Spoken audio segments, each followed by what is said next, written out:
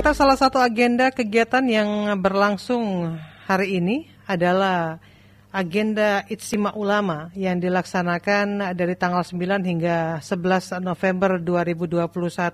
Apa saja yang menjadi agenda pembahasan dalam Ijtima Ulama pada tahun ini? Kami bersama dengan Sekretaris Jenderal Majelis Ulama Indonesia, Buya Mirsa Tambunan. Dakta Radio, bijak dan cerdas. Assalamualaikum, selamat pagi Pak Mirsa Tambunan. Waalaikumsalam warahmatullahi wabarakatuh. Kabar sehat Bapak? Alhamdulillah, meskipun suaranya agak berbeda ini ya. Agak serak basah nih. Iya, masih di area Ijtima Ulama pagi ini Pak? Ya, insya Allah masih di lokasi. Iya, bisa diberikan gambaran kepada masyarakat dan pendengar apa saja yang menjadi agenda kegiatan atau juga Ijtima Ulama tahun ini? Ya, baik, terima kasih Mbak Syifa. Para pemirsa yang dimuliakan dirahmati Allah, semoga kita dalam kondisi sehat walafiat. Amin. Masih di masa pandemi COVID, jaga kesehatan, tegakkan prokes.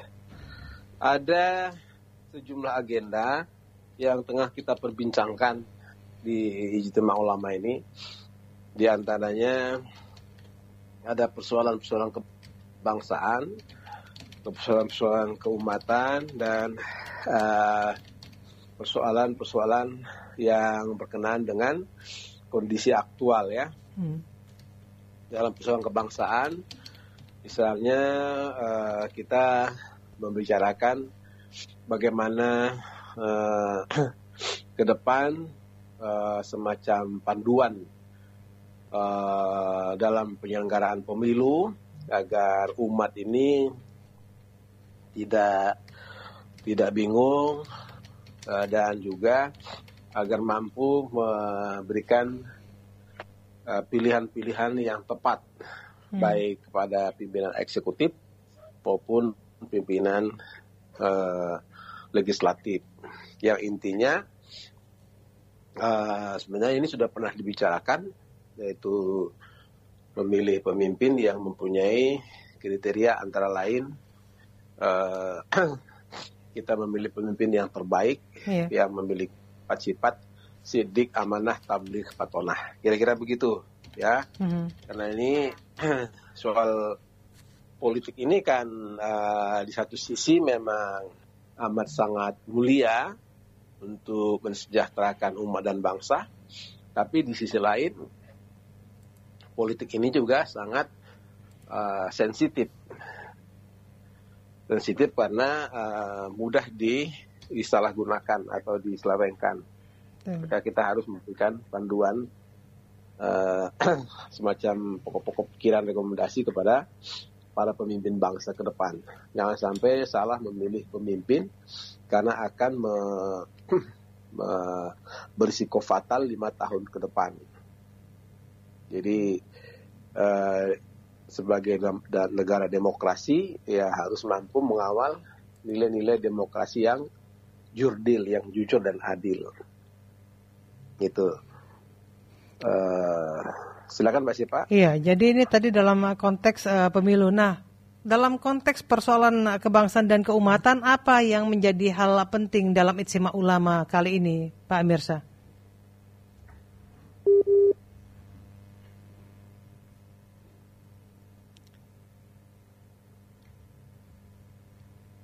Ya, rekan dokter, kita masih mencoba untuk menghubungi Bapak Mirsa Tambunan yang ingin kita mintai tanggapan terkait dengan agenda yang sedang berlangsung pada kali ini, yaitu agenda Ijtima Ulama digelar di Hotel Sultan Jakarta, berlangsung dari tanggal 9 hingga tanggal 11 November 2021. Kita tersambung kembali, Pak Mirsa terputus.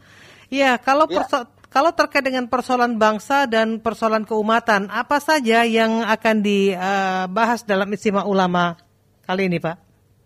Ya, jadi kita baru saja, bukan baru saja, tapi masih menghadapi pandemi COVID. Kondisi ekonomi kita amat sangat berat saat ini ya. Di mana terjadi persoalan pinjaman online pinjol. yang menimbulkan keresahan dan kerugian masyarakat. Nah, karena itu kita akan membicarakan bagaimana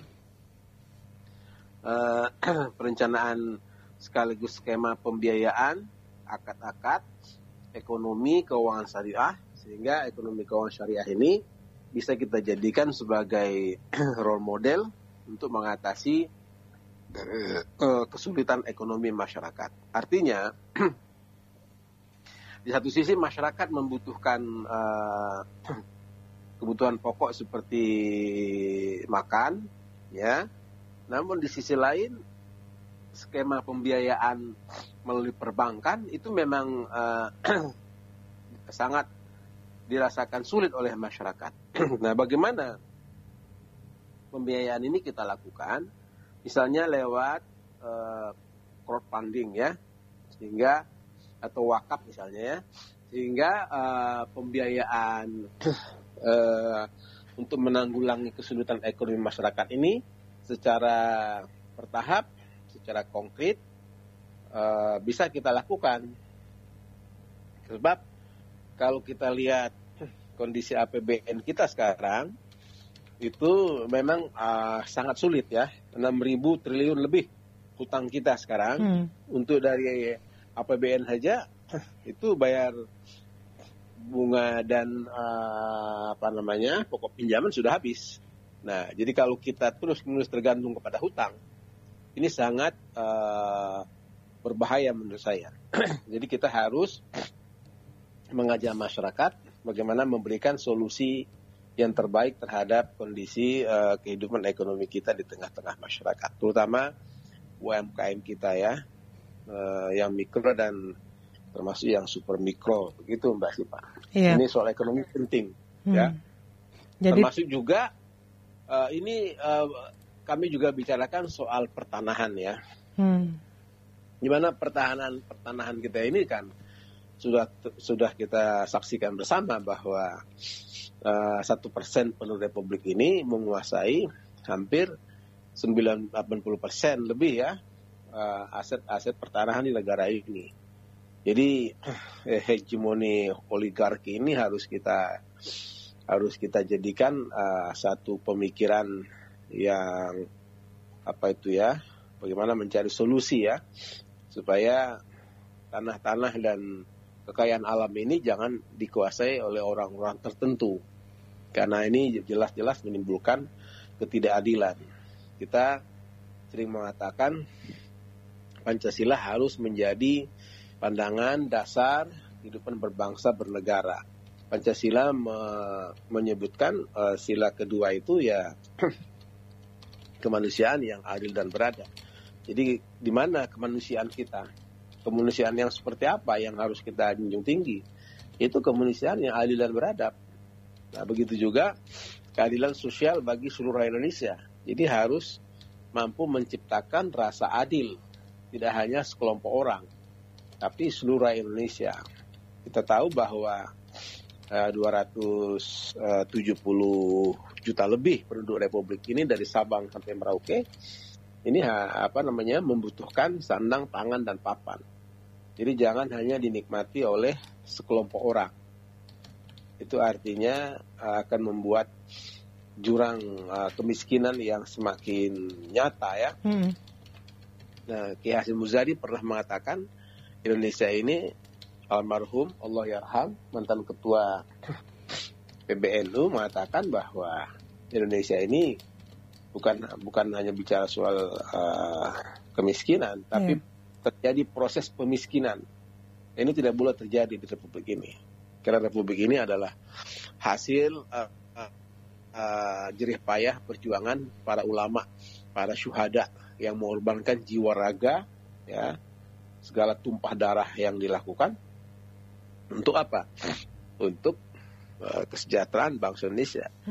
Jadi jangan ulama disepelekan dalam hal ini, ya. Karena itulah ijtima ulama ini kita menaruh perhatian baik soal pertanahan, soal ekonomi, soal peraturan perundang-undangan yang sekarang ini juga banyak peraturan perundang-undangan yang menurut hemat kita harus kita cermati, ya, termasuk Permen Dikti-Ristek itu. Betul. Nomor 30 tahun 2021. Ini juga dibahas Pak dalam Ijtima Ulama. Ya, kalau kita bahas. Oke. Ya. Baik. Karena ada banyak penolakan yang dilakukan oleh sekelompok orang di tengah-tengah masyarakat. Begitu Mbak Siva. Baik. Jadi Ijtima Ulama ini akan berlangsung sampai kapan Pak Mirsa? Sampai besok insya Allah. Sampai besok, dan akhirnya nanti akan ada beberapa rekomendasi dari Ijtima Ulama ini? Betul. Akhirnya akan ada rekomendasi dan nanti akan kita berikan maklumat kepada publik dan mudah-mudahan menjadi bahan perhatian dari seluruh komponen bangsa ini. Gitu Mas Siva. Baik Pak Mirsa, terima kasih. Nanti kita akan update terus terkait dengan Ijtima Ulama ini. Ya. Baik. Terima kasih Bapak. Assalamualaikum warahmatullahi wabarakatuh. Waalaikumsalam warahmatullahi wabarakatuh. Dakta Radio, bijak dan cerdas. Sekretaris Jenderal Majelis Ulama Indonesia Bapak Mirsa Tambunan.